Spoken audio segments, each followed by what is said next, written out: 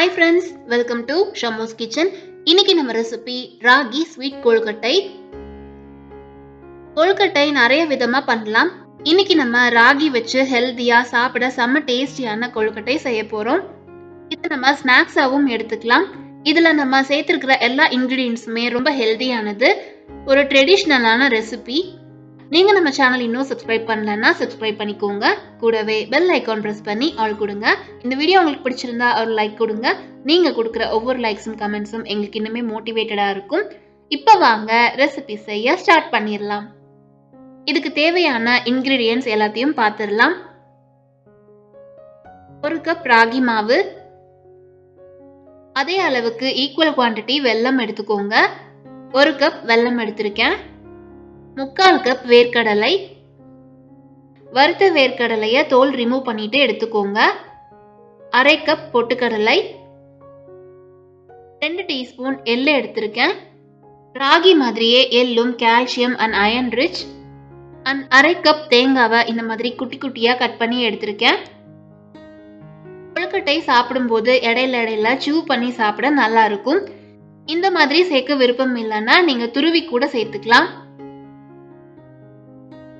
இப்போ stove on பண்ணி ஒரு பாத்திரம் வச்சு அதுல நம்ம எடுத்து வச்சிருக்கிற 2 ஸ்பூன் எள்ளு சேர்த்து வறுத்து எடுத்துக்கலாம். நான் இங்க கருப்பு எள் யூஸ் பண்ணியிருக்கேன். நீங்க வெள்ளை எள் கூட எடுத்துக்கலாம். எள் நல்லா பொரிஞ்சு வரும்போது அதோட வாசனையே ரொம்ப நல்லா இருக்கும். கருக விடாம மீடியம் ஃப்ளேம்லயே வச்சு வறுத்து எடுத்துக்கோங்க. இந்த மாதிரி பொரிஞ்சு வந்ததும் ஒரு பிளேட்க்கு மாத்தி வச்சிடலாம். வேர்க்கடலை ஆல்ரெடி வறுத்திருக்கிறதுனால நான் வறுக்கல. நீங்க வறுக்காத வேர்க்கடலை எடுக்கிறீங்கன்னா நல்லா வறுத்துட்டு சேர்த்துக்கோங்க. இப்ப அதே பாத்திரத்துல 1 கப் வெல்லம் சேர்த்து கொஞ்சமா தண்ணி விட்டு வெல்லத்தை கரைச்சி எடுத்துக்கலாம். பாகா காய்ச்ச வேண்டாம். இந்த மாதிரி வெல்லம் கரைஞ்சு கொதிச்சு வரும்போது ஸ்டவ் ஆஃப் பண்ணிக்கலாம். ஒரு மிக்ஸி ஜார்ல 3/4 கப் வறுத்த வேர்க்கடலை, 1/2 கப் பொட்டுக்கடலை, வறுத்த எள், இது மூணையும் சேர்த்து கோர்ஸா அரைச்சு எடுத்துக்கோங்க. ரொம்ப ஃபைன் பவுடரா பண்ண வேண்டாம். இப்போ ஒரு பாத்திரத்துல ராகி மாவு சேர்த்து அரைச்சு வச்ச கடலை, எள்ளு எல்லாத்தையும் சேர்த்துக்கலாம். ஸ்வீட் எடுத்து கொடுக்கறதுக்காக 2 பிஞ்ச் உப்பு சேர்த்துட்டு வாசனைக்காக 1 டீஸ்பூன் ஏலக்காய் தூள் சேர்த்துக்கலாம். கூடவே கட் பண்ணி வச்சிருக்கிற தேங்காய், 1 டேபிள் ஸ்பூன் நெய் சேர்த்து எல்லாத்தையும் நல்லா மிக்ஸ் பண்ணிக்கோங்க.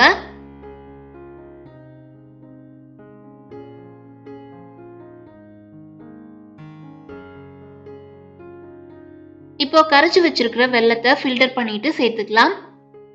வெல்லத்துல கொஞ்சமா தண்ணி சேர்த்து கரைச்சு எடுத்திருந்தோம்னா மாவுக்கு சரியா இருக்கும்.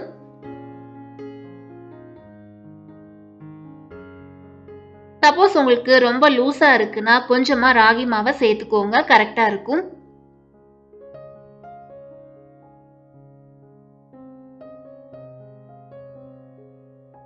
இந்த மாதிரி பிசைஞ்சிட்டு கொழுக்கட்டைய பிடிச்சுக்கலாம்.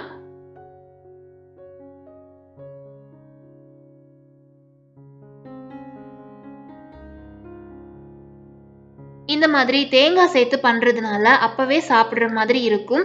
இதுவே நீங்க ராகி சிமிலியா செஞ்சுட்டீங்கன்னா ஸ்டோர் பண்ணி வச்சு சாப்பிட்டுக்கலாம். அதுவும் ரொம்ப நல்லா இருக்கும். அந்த வீடியோவோட லிங்க் டிஸ்கிரிப்ஷன் பாக்ஸ்லயும் எண்ட் கார்ட்லயும் கொடுத்துருக்கேன், செக் பண்ணி பாருங்க. இட்லி பாத்திரத்துல தண்ணி சூடு பண்ணிட்டு கொழுக்கட்டைகளை ஒரு 10 நிமிஷம் வேக வச்சு எடுத்துக்கலாம். இப்ப நமக்கு சுவையான ராகி ஸ்வீட் கொழுக்கட்டை ரெடி ஆயிருச்சு. தேங்காய், எள்ளு, வேர்க்கடலை எல்லாம் சேர்த்து சாப்பிட ரொம்பவே டேஸ்டியா இருக்கும். உடம்புக்கும் ரொம்ப நல்லது. இதே மாதிரி ட்ரெடிஷ்னலான ஹெல்தியான ராகி கொழுக்கட்டை நீங்களும் உங்க வீட்ல ட்ரை பண்ணி பாருங்க. ரெசிபி பத்தின ஃபீட்பேக்கை மறக்காம கமெண்ட்ஸ்ல சொல்லுங்க. இந்த வீடியோ உங்களுக்கு பிடிச்சிருந்தா ஒரு லைக் கொடுங்க. சப்ஸ்கிரைப் பண்ணி சப்போர்ட் பண்ணுங்க. Thank you all.